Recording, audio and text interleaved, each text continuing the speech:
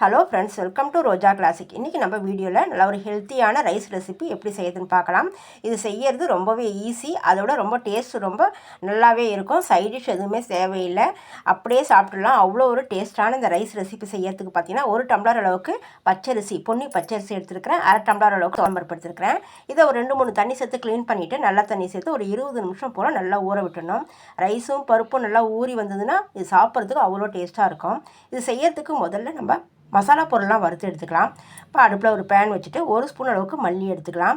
நீங்கள் இதை போல் அளவில் ஒரு ரைஸ் ரெசிபி செய்யணும்னு நினச்சிங்கன்னா, நான் எடுத்துருக்கிற இந்த மசாலா பொருள் அளவோட மாற்றாமல் அதை அப்படியே வறுத்து போட்டு செஞ்சு பாருங்கள். சுவை வந்து அவ்வளோ நல்லாயிருக்கும். நீங்கள் மறுபடியும் இதை செய்யணும்னு நினைப்பீங்க. அவ்வளோ ஒரு டேஸ்ட்டான ஒரு ரைஸ் ரெசிபி இது.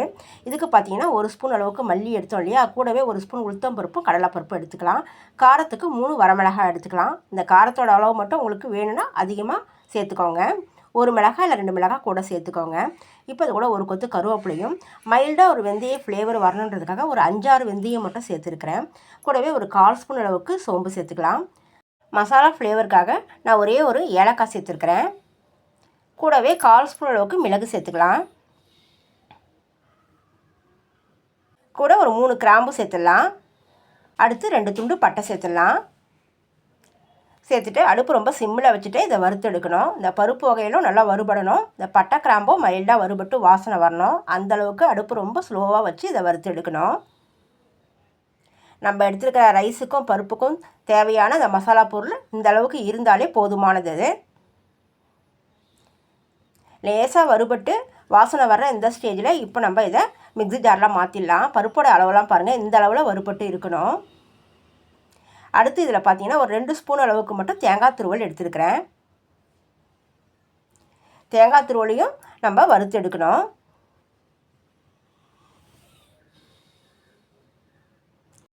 தேங்காயோடைய அந்த தேங்காய் பூவுடைய நிறம் வந்து லேசாக மாறி இருக்குது பாருங்கள். இந்த அளவுக்கு வறுத்து விட்டதுக்கப்புறம் இதை நம்ம மிக்ஸி ஜாரில் மாற்றிட்டு இதெல்லாம் ஆற விட்டு நல்லா கொரகொரப்பாக அரைச்சி எடுத்துகிட்டு வரணும். அடுத்து அடுப்பில் குக்கர் வச்சிடலாம். நம்ம குக்கரில் தான் இந்த ரைஸ் செய்ய போகிறோம். இதில் பார்த்திங்கன்னா ஒரு 2 ஸ்பூன் அளவுக்கு எண்ணெய் சேர்த்துக்கலாம். எண்ணெய் அளவாக சூடு ஏறி வரும்போது ஒரு 1/4 ஸ்பூன் அளவுக்கு மட்டும் கடுகு சேர்த்துக்கலாம். 1/4 ஸ்பூன் அளவுக்கு சீரகம் சேர்த்துக்கலாம். சீரகம் கருகக்கூடாது, கடுகும் வெடித்து வரணும். அந்தளவுக்கு அடுப்பு ரொம்ப சிம்மில் வச்சுக்கோங்க. இதில் காரத்துக்கு 3 வரமிளகாய் சேர்த்துக்கலாம். வரமிளகாயும் கலர் மாறாமல் வறுபட்டு வரணும். இதில் ஒரு 1/4 ஸ்பூன் அளவுக்கு உளுத்தம்பருப்பு சேர்த்துடலாம். உளுத்தம்பருப்பு நல்லா எண்ணெயில் வறுபட்டு வாசனை வரும் பாருங்கள். அது வரைக்கும் இது கொஞ்சம் நேரத்துக்கு டைம் கொடுத்துட்டு இப்போது இது கூட ஒரு 2 கொத்து அளவுக்கு கருவேப்பிலை சேர்த்துடலாம்.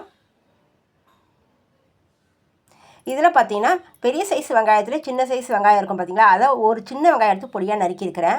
ஒரு கைப்பிடி அளவுக்கு சின்ன வெங்காயமும் கட் பண்ணி எடுத்து வச்சுருக்கிறேன். அதையும் இதுள்ள சேர்த்துடலாம். இப்போ வெங்காயம் சேர்த்ததுக்கப்புறம் இதை நல்லா வதக்கி விட்டுடலாம். வெங்காயம் சேர்த்து 1 நிமிஷம் வரைக்கும் தான் நான் வதக்கி விட்டுருக்கிறேன். வெங்காயம் ரொம்ப வதங்கணும்னு அவசியம் இல்லை. நல்லா இந்தளவுக்கு கண்ணாடி பழத்துக்கு வந்துருக்குது பாருங்கள். இந்தளவுக்கு வதங்கி வந்தால் போதும். இதில் பார்த்திங்கன்னா ஒரு 3 தக்காளி பழம் எடுத்து பெரிய சைஸாக கட் பண்ணி உள்ளே சேர்த்துக்கலாம். சேர்த்து இதையும் நல்லா வதக்கி விட்டுக்கணும். தக்காளியோட மேல் தோல் சுருங்கி அந்த சதை பகுதி ஓரளவுக்கு வெந்து வரணும். அந்தளவுக்கு மட்டும் வதக்கி விடணும். அடுத்து இதில் ஒரு 10 பல் போல் பூண்டு பல் சேர்த்துக்கலாம்.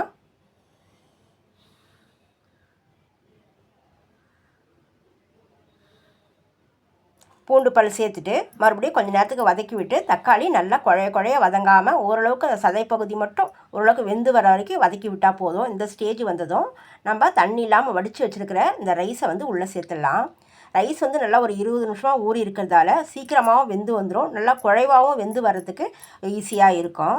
அடுத்து இதில் தேவையான அளவுக்கு உப்போ 1/2 ஸ்பூன் அளவுக்கு மஞ்சள் தூளும் சேர்த்துக்கலாம். சேர்த்துட்டு எல்லாத்தையும் ஒரு தடவை நம்ம கலந்து விட்டுடணும்.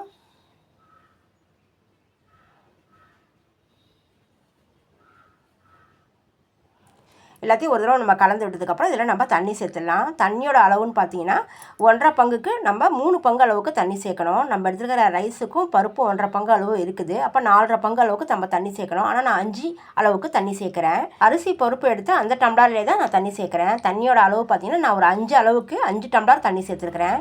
தண்ணி அதிகமாக இருக்கிறதால ஒன்றும் தப்பு இல்லை. தண்ணி கம்மியாக தான் சேர்க்கக்கூடாது. நான் 5 டம்ளர் அளவுக்கு தண்ணி சேர்த்துட்டு இது நல்லா ஒரு தடவை கலந்து விட்டுடலாம். ரைஸ் அப்போ தான் நல்லா குழைய குழைய வெந்து வரும்போது சாப்பிட்றதுக்கு ரொம்ப சாஃப்டாக இருக்கும். கலந்து விட்டுட்டு இப்போ குக்கரை லெதர் போடாமல் மூடி விட்டுடலாம். நல்லா ஒரு கொதி வரட்டும். அடுப்பு வந்து நல்லா ஹை ஃப்ளேமில் வச்சுருங்க. ஹை ஃப்ளேமில் வச்சு கொஞ்சம் நேரம் கொதிக்க விட்டதுக்கப்புறம் நான் ஓப்பன் செய்கிறேன். ஓப்பன் செஞ்சுட்டு ஒரு தடவை நம்ம கலந்து விட்டுட்டு இதில் சேர்க்கறதுக்கு நான் கொஞ்சம் காயெல்லாம் எடுத்து வச்சுருக்கிறேன். காயின்னு பார்த்தீங்கன்னா ஒரு 2 பீன்ஸு, ஒரு சின்ன துண்டு கேரட்டு, ஒரு சின்ன உருளைக்கிழங்கு, அதே போல் கத்திரிக்காயும் ரொம்ப பிஞ்சு கத்திரிக்காயை சின்னதாக ஒன்று கட் பண்ணி வச்சுருக்கிறேன். மாங்காயும் ஒரு சின்ன துண்டு அளவுக்கு எடுத்துருக்கிறேன். நம்ம எடுத்துருக்கிற ரைஸுக்கு நம்ம சேர்த்துருக்கிற இந்த காய்கறி அளவு பார்த்திங்கன்னா சரியாக இருக்கும். நான் எதை போல் கொஞ்சமாக அந்த காய்கறியை இது உள்ளே சேர்த்துக்கிறேன். நம்ம எடுத்துருக்கிற ரைஸுக்கு தகுந்த போல் நம்ம காய் சேர்க்கும்போது டேஸ்ட் வந்து ரொம்ப நல்லாயிருக்கும். இப்போ காயெல்லாம் உள்ளே சேர்த்துட்டு ஒரு தடவை கலந்து விட்டுட்டு டேஸ்ட் பண்ணதில் உப்பு கொஞ்சம் கம்மியாக இருக்கிற போல் இருக்குது. அதனால் இதில் மறுபடியும் ஒரு 1/2 ஸ்பூன் அளவுக்கு உப்பு சேர்த்துருக்குறேன். உப்பு சேர்த்துட்டு குக்கர் லெதர் போட்டு இப்போ மூடி போட்டு விட்டுடலாம்.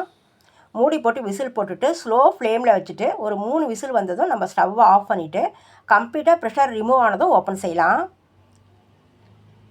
ஓப்பன் செஞ்சால் பார்த்தீங்கன்னா ரைஸ் நல்லா பூ போல் வெந்து வந்திருக்குதுங்க. பருப்பும் நல்லா வெந்து வந்திருக்குது. இப்போ கரண்டியை வச்சு இதே போல் ஒரு குழி கரண்டியை வச்சு நல்லா கலந்து விடணும். கலந்து விடும்போது நல்லா குழைவாக கலந்து வரும். நல்லா குழஞ்சி போகிற வரைக்கும் நல்லா கலந்து விட்டுடலாம். கலந்து விட்டுட்டு இப்போ நம்ம மசாலா பொடியை நல்லா பொடித்த பொடியை வந்து இது உள்ளே சேர்த்துடலாம். நம்ம வறுத்து அரைச்ச இந்த பொடி எல்லாமே நான் உள்ளே சேர்க்குறேன். நம்ம சேர்த்துருக்கிற இந்த சாதத்துக்கு இந்த பொடி எல்லாமே சேர்க்கும்போது சரியாக இருக்கும்.